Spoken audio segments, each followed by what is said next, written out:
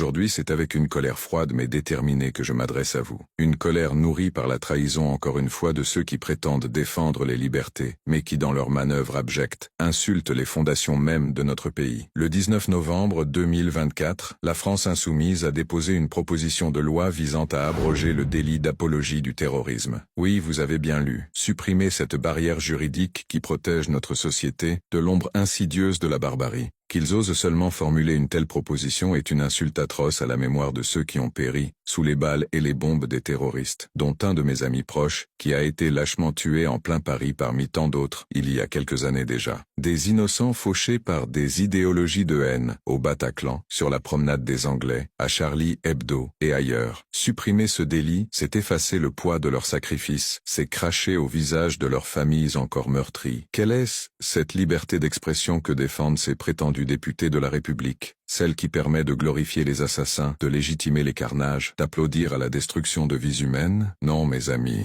ce n'est pas de liberté qu'il s'agit, mais d'un abandon pur et simple de la décence. LFI, dans sa stratégie habituelle, maquille cette initiative en un acte noble. Ils prétendent défendre des droits fondamentaux, mais en réalité, ils démantèlent les outils qui nous permettent de préserver une société libre et civilisée. Cette proposition n'est pas un acte isolé mais une brique de plus dans leur édifice idéologique, celui qui consiste à protéger les déviances, à excuser les criminels, et désormais, à offrir une tribune aux terroristes. Abroger l'article 421-2-5 du Code pénal, c'est ouvrir grand les portes à la propagation d'idéologies qui nourrissent la haine et le chaos. Soyons clairs, ce délit d'apologie du terrorisme est une arme indispensable dans la lutte contre les discours de haine. Il permet de mettre hors d'état de nuire ceux qui, par leurs mots, encouragent des actes odieux. Supprimer ce cadre juridique, c'est libérer ces semeurs de poison, leur permettre de diffuser leur venin sans crainte de sanction. Chaque mot de glorification, chaque justification d'attentat devient une pierre jetée contre notre démocratie, contre notre pays. Ceux qui sont prêts à sacrifier la sécurité de la nation sur l'autel de leur idéologie montrent une fois de plus leur vrai visage. Un visage marqué par le mépris de la France, de ses citoyens et de ses valeurs. La France insoumise est désormais complice, intellectuellement et moralement, de ceux qui veulent voir ce pays s'effondrer. Ils prétendent protéger les opprimés, mais en réalité ils trahissent les citoyens honnêtes, les travailleurs, les familles qui aspirent à une société juste et sûre.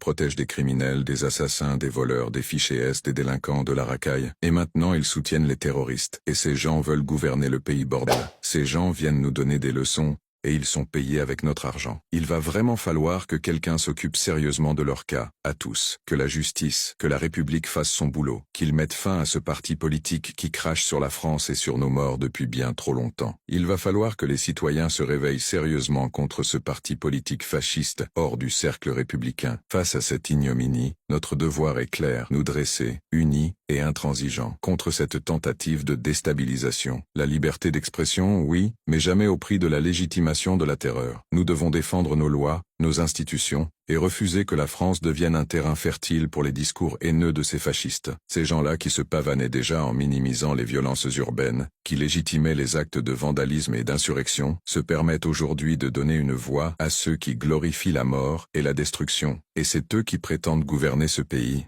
Dans quel monde vivons-nous pour qu'un tel parti avec de telles idées ait encore sa place dans notre paysage politique? Ces gens viennent nous donner des leçons de morale, de justice, de liberté, alors qu'ils ne font que piétiner les valeurs du pays à chaque occasion.